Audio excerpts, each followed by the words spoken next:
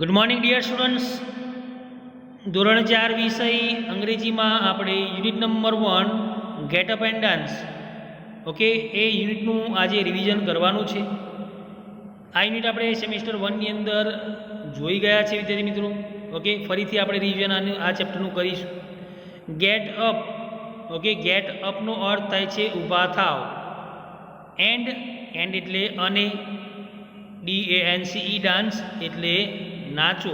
Okay, get up એટલે ઊભા થાવ, એન્ડ ડાન્સ એટલે નાચવા માંડો. ઊભા થાવ અને નાચો, આ ટાઇટલનું ગુજરાતી છે વિદ્યાર્થી મિત્રો.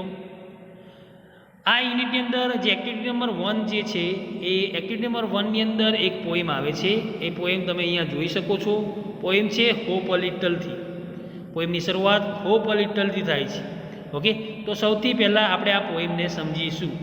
ઓકે, તો અહીંયા પોએમની શરૂઆતમાં હોપ અ લિટલ, ઓકે, એ લાઇનથી શરૂઆત થાય છે. HOP hope. હોપ એટલે એનો ગુજરાતી અર્થ થાય છે એક પગે કૂદવું. ઓકે, અ લિટલ એટલે કે થોડુંક, જરાક. ઓકે, ઝમ્પ એટલે થાય કૂદવું, અ લિટલ એટલે થોડુંક. 1 2 3 1 2 3. ઓકે, તો વિદ્યાર્થી મિત્રો અહીંયા એવું કહે છે કે થોડું એક પગે કૂદો, થોડું કૂદો, 1 2 3. ઓકે, તો આ જે બાળક જુઓ છો શું કરી રહ્યો છે, એ કૂદવાની એક્શન કરી રહ્યો છે. બીજો સ્ટાન્જા છે run a little, skip a little, tap your knees. અહીંયા RUN રન. રન એટલે થાય દોડવું. આ બાળક જુઓ દોડી રહ્યો છે. ત્યાર પછી સ્કીપ અ લિટલ. સ્કીપ એટલે દોડું કૂદવું. આ બાળકી જે છે એ દોડું કૂદી રહી છે. Tap your knees. ટેપ એટલે ટપલી મારવી. Okay, your knees. નીઝ એટલે ઘૂંટણ. ઓકે, તો અહીંયા આખા સ્ટાન્જાનું ગુજરાતી આ રીતે થશે. થોડું દોડો, થોડું દોડું કૂદો, ટેપ યોર નીઝ, તમારા ઘૂંટણને ટપલી મારો. ત્યાર પછી થર્ડ સ્ટાન્જા છે બેન્ડ અ લિટલ. બેન્ડ એટલે ઝૂકવું. ઓકે, નમવું. Stretch a little. સ્ટ્રેચ એટલે સીધા થવું. Node your head. નોડ એટલે હલાવવું, ધૂણાવવું. ઓકે, યોર હેડ એટલે કે તમારું માથું. તો આ સ્ટાન્જાનું ગુજરાતી આ રીતે થશે. બેન્ડ અ લિટલ, થોડું ઝૂકો, થોડા સીધા થાવ અને તમારું માથું હલાવો. ઓકે, લાસ્ટ સ્ટાન્જા છે યોન અ લિટલ. YAWN. યોન. યોન એટલે બગાસું ખાવું. ઓકે, તો વિદ્યાર્થી મિત્રો જ્યારે પણ તમને ઊંઘ આવવાની શરૂઆત થાય છે એટલે સૌથી પહેલાં બગાસું આવવાની શરૂઆત થઈ જાય છે. જ્યારે બગાસું આવે એટલે સમજી લેવું તમારે ઊંઘવાનો ટાઈમ થઈ ગયો છે. ઓકે, તો યોન અ લિટલ, ઊંઘતા પહેલાં બગાસું આવે છે. સ્લીપ અ લિટલ, ત્યાર પછી આપણે ઊંઘવા જઈએ છીએ. ક્યાં? In your bed. Yawn, YAWN. Yawn એટલે બગાસું ખાવું. SLEEP. સ્લીપ એટલે ઊંઘવું. In your bed. બેડ એટલે પથારી. ઓકે, તો થોડું બગાસું ખાવ, થોડું ઊંઘો તમારી પથારીમાં. તો આ બાળકી જો અહીંયા સૂઈ રહી છે તેની પથારીની અંદર. ઓકે, તો આ છે વિદ્યાર્થી મિત્રો આ પોએમનું ગુજરાતી. હવે આ પોએમનો સરસ મજાનો રાગ હું તમને શીખવાડીશ કે જે મેં તમને પહેલાં પણ શીખવાડેલો જ છે. ઓકે, કેટલાય ભૂલી પણ ગયા હશે આનો રાગ, તો ફરીથી તમારે અહીંયા સાંભળવાનો છે અને એ રાગ સાથે આ પોએમને ગાતા રહેવાનું છે. ઓકે, તો આ પોએમ આપણે અત્યારે હું તમારા માટે ગાઈ રહ્યો છું. Hop a little, jump a little, 1 2 3, run a little, skip a little, tap your knees. Hop a little, jump a little, 1 2 3, run a little, skip a little, tap your knees. ત્યાર પછી થર્ડ સ્ટાન્જા આવે છે bend a little, stretch a little, nod your head. Yawn a little, sleep a little, in your bed. Bend a little, stretch a little, nod your head. Yawn a little, sleep a little, in your bed.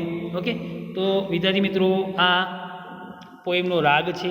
તો આ રાગ તમારે વારંવાર આ રીતે poem ગાઈને આ પોએમને મોઢે કરી દેવાની છે. ઓકે, વિદ્યાર્થી મિત્રો આ પોએમની અંદર એક્શન વર્ડ્સ આવે છે.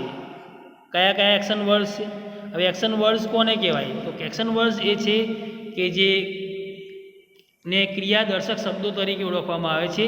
હવે વર્બ તરીકે ક્રિયાપદ તરીકે પણ ઓળખવામાં આવે છે. ઓકે, એવા એક્શન વર્ડ્સ તો અહીંયા HOP hop, JUMP jump, okay, RUN run, SKIP skip, TAP tap, BEND bend, STRE TCH stretch, NOD nod, YAWN yawn, SLEEP sleep. Okay, આ બધા શું છે? Action words. Okay, rhyming words જોઈએ તો અહીંયા આ પોએમની અંદર રાઇમિંગ વર્ડ્સ પણ આપવામાં આવેલા છે, જેવા કે HEAD હેડ, ઓકે, BED બેડ. ઓકે, ત્યાર પછી વિદ્યાર્થી મિત્રો આપણે એક્ટિવિટી નંબર 2 નો અભ્યાસ કરીશું. તો અહીંયા એક્ટિવિટી નંબર 2 ની અંદર અહીંયા થોડાક શબ્દો આપવામાં આવેલા છે. ઓકે, એ આપણે સાંભળવાના છે અને સમજવાના છે.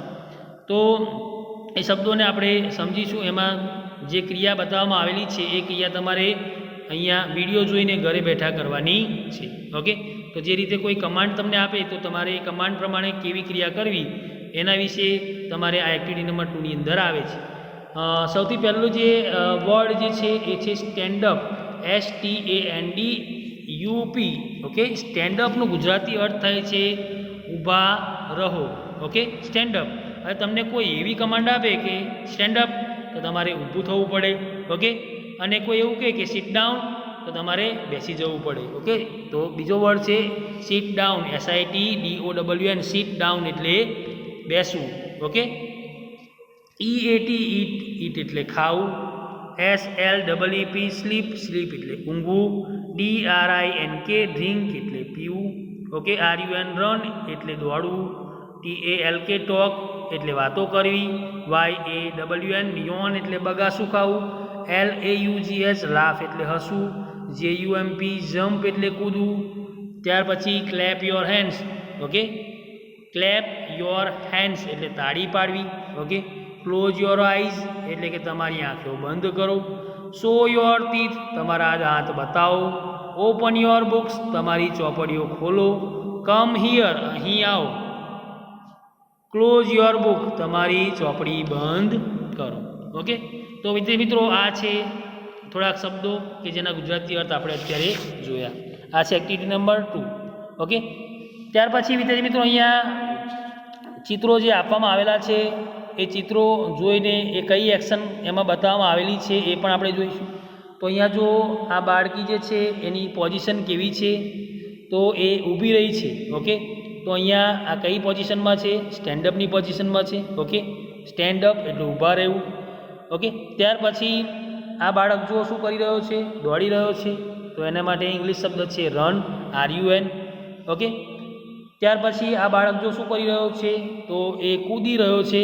ઓકે, તો એના માટેનો ઇંગ્લિશ વર્ડ છે જમ્પ. આ બાળક શું કરી રહ્યો છે?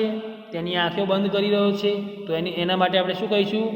Close your eyes. આ બાળકી શું કરી રહી છે? ખુરશી પર બેઠેલી છે.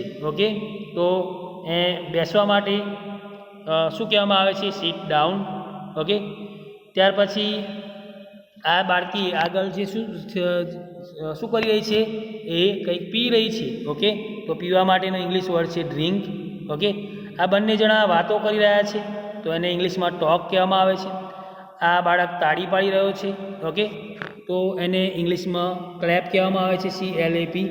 Okay, clap your hands. ત્યાર પછી આ વ્યક્તિ સૂઈ રહ્યો છે. ઓકે, તો એના માટે સૂવા માટેનો ઇંગ્લિશ શબ્દ છે સ્લીપ, SLEEP. ઓકે, અને આ બાળકી જે છે એ વોક કરી રહી છે, ચાલી રહી છે. ઓકે, તો એના માટે ઇંગ્લિશ શબ્દ છે વોક, WALK. વોક એટલે ચાલવું. ઓકે, તો વિદ્યાર્થી મિત્રો આ છે જે એક્શન વર્ડ્સ અને જે શબ્દો આપણે જોઈ ગયા એના આધારે ચિત્ર બેઝ સમજૂતી. ઓકે, આ ચિત્રને આધારે એ કઈ એક્શન બતાવવામાં આવેલી છે એ પણ આપણે જોઈ. હવે વિદ્યાર્થી મિત્રો આ એક્શન વર્ડ્સને ચિત્ર સાથે આપણે સમજીશું. તો અહીંયા જુઓ તમને ચિત્ર આપવામાં આવેલા છે અને એ ચિત્રની નીચે એ ચિત્ર માટેનો જે એક્શન છે, એક્શન વર્ડ જે છે, ઓકે, એ ચિત્ર માટેનો જે શબ્દ છે એ શબ્દ લખેલો છે અને એનો ગુજરાતી અર્થ પણ લખેલો છે. તો આ ચિત્રની અંદર જો આ બાળકી શું કરી રહી છે? તો એ ઊભી રહી છે. ઓકે, એના માટે ઇંગ્લિશમાં સ્ટેન્ડઅપ કહેવામાં આવે છે.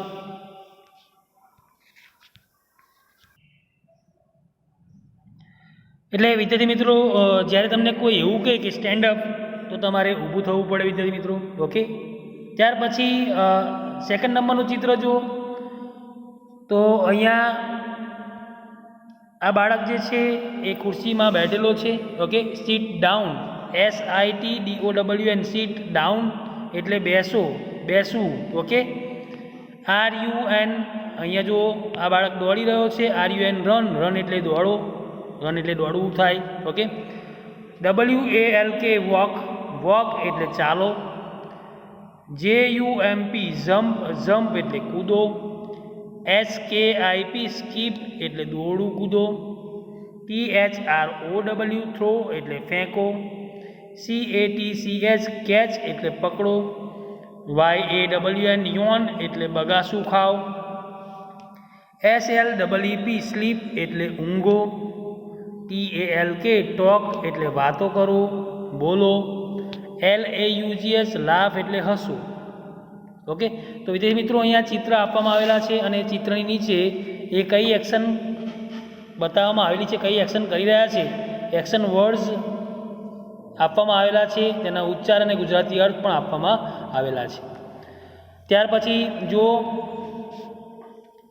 શું આપવામાં આવેલું છે, ચિત્ર આપવામાં આવેલું છે બાળકનું કે જે રડી રહ્યો છે.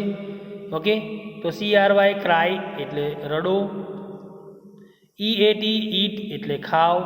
DRINK ડ્રિંક એટલે પીવો. READ રીડ એટલે વાંચો. WRITE રાઇટ એટલે લખો. DRAW ડ્રો એટલે દોરો.